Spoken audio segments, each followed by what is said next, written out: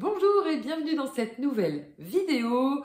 On aborde aujourd'hui un sujet, je ne sais pas si on peut dire un petit peu délicat, autour de la mort en fait tout simplement et surtout de la date de notre mort. En fait, c'est une question qui revient assez régulièrement. Est-ce qu'on peut prévoir la date exacte de notre mort?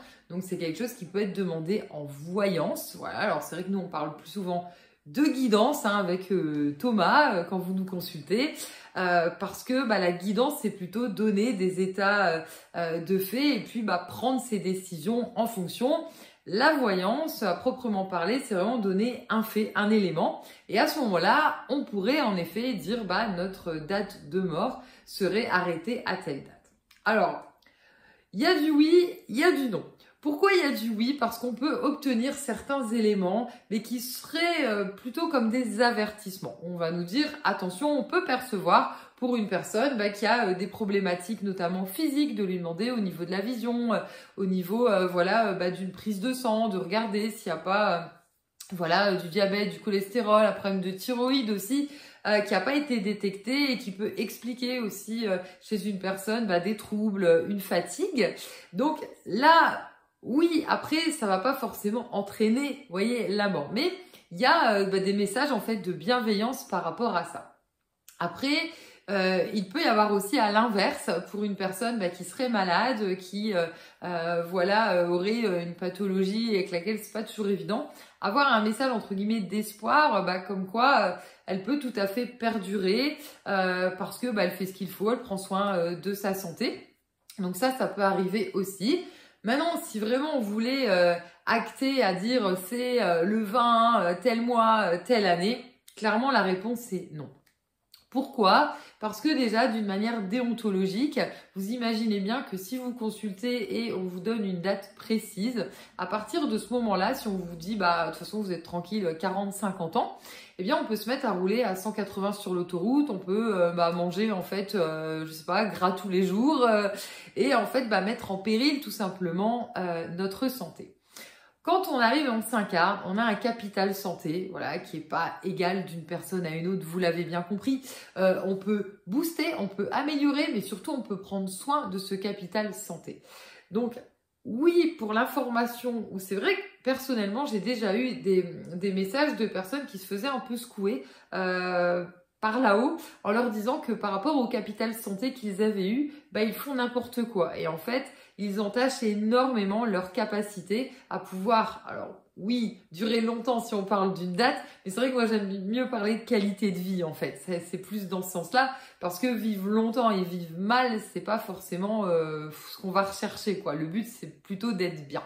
Donc, dans cette optique, on se doute bien que ça devient compliqué. Si on amorce en fait une date précise et à partir de là, on s'y fixe en disant peu importe, je ne respecte plus les feux rouges quand je conduis, je peux vraiment avoir en fait des comportements à risque et à ce moment-là, je suis invincible, je suis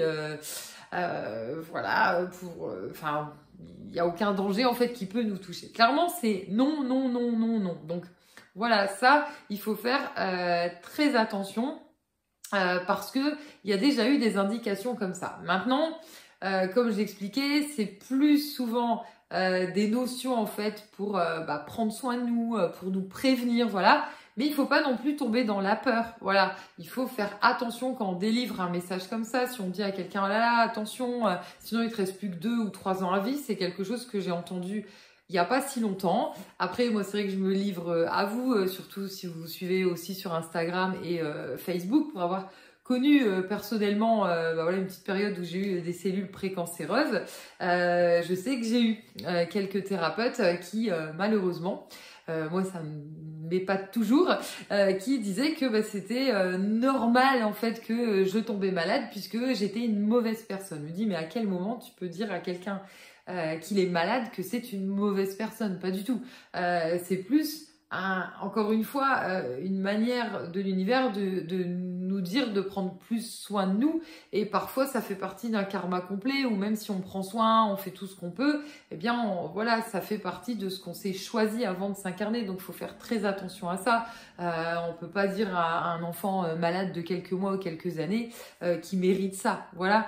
Donc, attention avec ces histoires de dates, parce que c'est quelque chose qui revient assez régulièrement, surtout venant de la part de personnes très sceptiques par rapport aux informations qu'on peut capter. Et on capte pas en fait ce qu'on veut. Voilà, donc comme l'expliquais, si il y a une information qui vient au niveau de la santé, au niveau d'un avertissement, ok, ce sera en fait dans ce domaine-là. Mais il y a des personnes où ça ressortira pas du tout et ils peuvent avoir des questions plein de fois en essayant de se rassurer. À nouveau, on tombe dans la peur. Voilà, donc le travail déontologique, encore une fois, c'est de leur dire non, il faut dépasser cette peur-là et ça justifie absolument en rien de consulter et de renvoyer de toutes les manières vers la médecine qui fera un examen pour confirmer éventuellement un ressenti au niveau tout simplement du déséquilibre de la personne. Donc rassurez-vous, il n'y a rien qui est inscrit dans le marbre. Les grandes lignes de notre vie, oui, parce qu'on vient pour une mission, mais il arrive très souvent que certaines âmes en fait repartent bien avant. Le cas des suicidés notamment qui continuent leur mission de l'autre côté, mais pareil, c'est pas arrêté à une date précise, matérielle, mais on va leur demander de continuer vibratoirement ce qu'ils avaient en fait prévu sur Terre. Donc ça c'est vraiment quelque chose qu'il faut entendre parce que on peut jamais être sûr de rien. Comme je l'explique, ça dépend. Voilà ce qu'on fait tout simplement au quotidien. J'espère que cette vidéo a répondu à vos questions. Vous doutez bien qu'on n'allait pas avoir une réponse hyper fixée parce que tout ce qui est guidance, ça reste des informations, mais vous devez toujours garder de toutes les manières votre libre arbitre et surtout ne pas plonger dans la peur parce que on récupère quand même pas mal de personnes qui consultent en fait à droite à gauche et qui consultent même finalement trop. Ça sert à rien de trop consulter. Voilà, si on a vraiment des interrogations sur quelque chose, on peut regarder, mais il faut pas partir dans un engrenage de peur et pour se rassurer qu'en plus, pour le coup, il n'y a rien. Voilà. Je vous dis à très bientôt pour une prochaine vidéo et vous pouvez retrouver sur notre site l'aurorceleste.com toutes les conférences en ligne ainsi que la formation médiumnité qui reprend l'ensemble si vous souhaitez booster vos capacités qui sont naturelles puisque ce n'est pas du tout un don. À bientôt!